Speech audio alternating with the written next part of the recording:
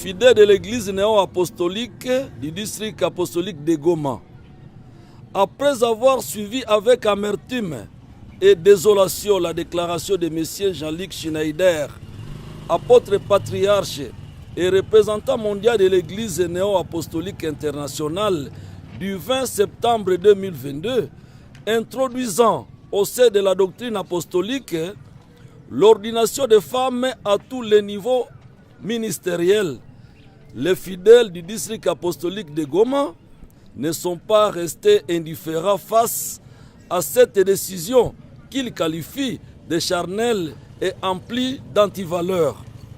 Aussi, en consultant le site internet de l'église néo-apostolique internationale NAC Today, actualisé le 26 octobre 2021, l'apôtre patriarche Jean-Luc Schneider a donné la position de l'église sur l'homosexualité qu'il considère comme ne pas être un péché, mais comme une simple orientation sexuelle d'un individu.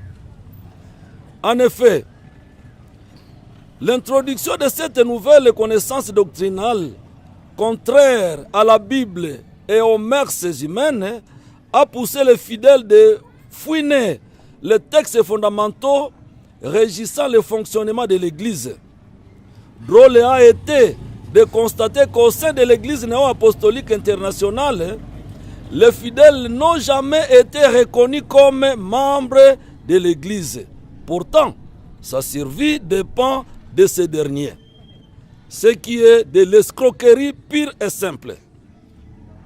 En outre, en ce qui concerne l'ordination des femmes dans le ministère à tous les niveaux, celle-ci n'a aucun fondement biblique. De Genèse à l'Apocalypse, à l'instar de Jésus-Christ, qui, pendant son ministère, n'avait institué aucune femme dans l'apostolat. Confère Matthieu chapitre 10, verset 1 jusqu'à 4, et l'apôtre Paul renchérit dans le verset suivant. 1 Timothée chapitre 2, verset 11 à 15, 1 Corinthiens chapitre 14, 34 à 35, Ephésiens chapitre 5, verset 24. Parlant de l'homosexualité, il est dit que les questions de foi et de pratique doivent ultimement être jugées par les seules saintes écritures. Donc on ignore que les Écritures constituent la norme suprême de la vérité, le critère par lequel toute doctrine et toute expérience doivent être éprouvées.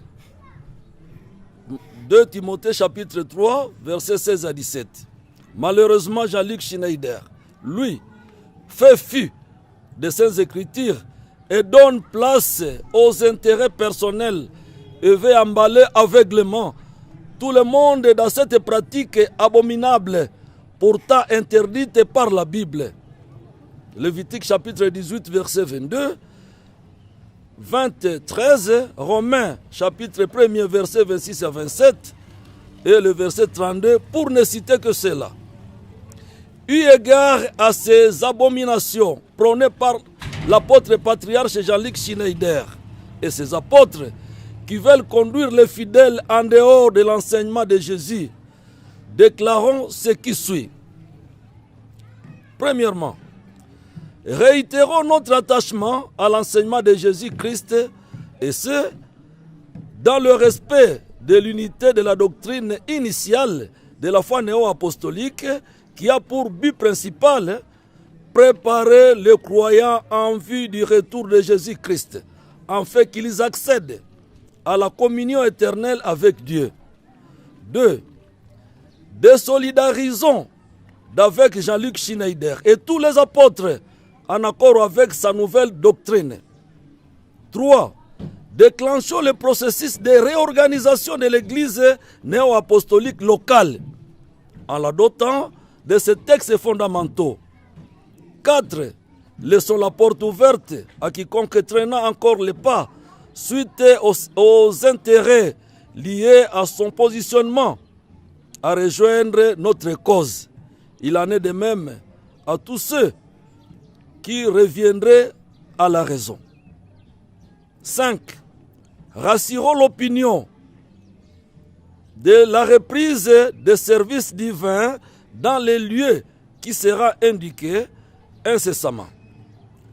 6. Enfin, restons en communion avec tous les fidèles des autres communautés de par le monde, partageant la même cause. Fête à Goma. Le 31 octobre 2022, le représentant des fidèles, voilà, il y a déjà qui ont signé, personnellement Bazungu Bitamba Elon, je suis berger au sein de l'église néo-apostolique. Il y a Kounemu Tumba Samuel, il est ancien des districts en retraite. Il y a Chopin Kassere Kakasiki, il est évangéliste de district. Il y a Herma Kassiwa Moutima, il est évangéliste de communauté. Il y a Paul Alimasi, il est prêtre, et la liste n'est pas exhaustive. Hapa tuna mshangao mkubwa katika kanisa letu jipya la kitume, sababu ule msimamizi wetu wa kwanza ndani ya ulimwengu mzima amekamata mpango yenye hatukuwahi kuona hata siku moja katika kanisa letu. Na amekamata mpango gani? Amedeklare kusema tangu sasa wanawake wataanza kutawaza kuutumishi katika ngazi zote. Ndio mwanamke atakuwa mtume, watamtia akuwe mtume, atakuwa wakasisi, washemasi na kadhalika. Na sisi tumeona kwamba ndani ya maandiko matakatifu, ingawa ni Biblia yenye tunafuata, haisemeke hata kamwe ya kwamba wanawake wanaweza kusimama kwenye mazabahu, kwenye altare na kuanza kuhubiri watu. Tuko na maverse zote ambazo tunaweza kuwatolea kwa ajili ya ile.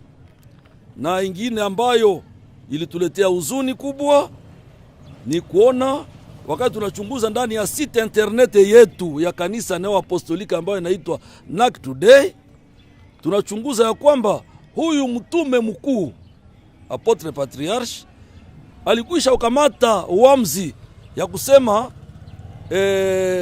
homosexualite, kuoana mwanaume mwanamke wanaweza oana, mwanamke na mwanamke waoane, na hii haiko zambi, iko kikawaida.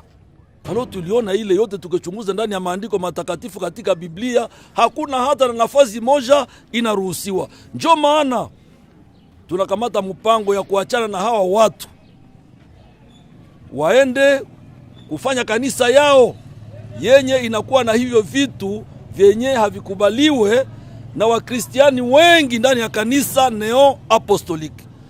Na tumekamata mpango ya kuanza maibada zetu takatifu kwa ajili ya kuheshimisha jina la Kristo, ili tutayarishe wakristiani kwa ajili ya ujio ya Bwana Yesu Kristo. Hii ambao tumefanya kwanza sisi ndio wa mwisho.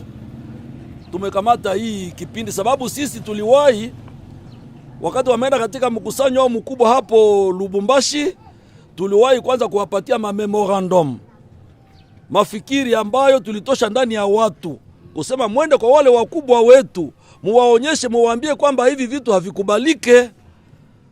Na katika jimbo zingine wao walianza mara moja, lakini sisi tulikuwa na hekima kabisa. Na wakati wamerudia kutamani kuwauliza mulisimulia nini kule mutupashe, ni pale wamesema hatuna ruhusa kuuliza hata kitu kimoja, tumeze ile maneno gizi wanatuambia nayo. Na sisi tukaona hatuko vipofu, na njoo tumekamata mpango huu wa kuacha na ile vitu yao sawa hakupenda kutusikia. Jimbo zote ndani ya Jamhuri ya Kidemokrasia ya Kongo na ndani ya nchi zingine, wote kabisa wamesema hawatamani mpango huu ingie ndani ya kanisa neo-apostoliki. Bon, journaliste hao wa mitume wetu ambao tulituma memorandum hawapendi kushanje kuposition, sababu ni hapo wanapata maisha. Ndio vile tumekusha kuchunguza. Sawa moja tulisumulia hata nao mbele waende, wakisema vitu hivi hakuna. Mesawa wamerudia position nyingine wanakuwa nayo, wanasema no, mkubali vile. Alo tunaona iko sawa vile ni juu ya kazi ya kupokea kale ka mshahara kadogo, na ile mshahara ikaisha leo, ninakuambia watatufuata kwenye tunapatikana. Asante. Hiyo ni siri yao wenyewe ambayo wanajua, lakini si hatujue. Wanatafuta walimezesha mitume ile habari, na si wanatamani kutumezesha. Sisi hatuko vipofu ya kufuata vipofu, sababu tunakamata kama vile vipofu. Ni waamini wote ndani ya mji wetu kwanza wa Goma wanafuata hii mpango ambao tuko nayo. Hata Butembo waliandika, Masisi waliandika, kwa territoire zote wamekwisha kuandika. Na ndio kusema ninyi mtajitegemea binafsi sasa. Sasa kwa leo tutajitegemea binafsi, hatungage na misaada yao tena, tutajitegemea binafsi. Tutaungana na nchi zingine zenye kuwa katika njia yetu kama vile Zambia ambao wamekuwa muhimu mpango kama vile sisi, Kinshasa ambao nao vile vile wamejitenga na hawa ambao tumekonsidere kome ni vipofu ambao wanatafuta kutuingiza ndani ya njia za uovu, na tutaishi pamoja nao na tutapata vifaa vyote kupitia njia zile.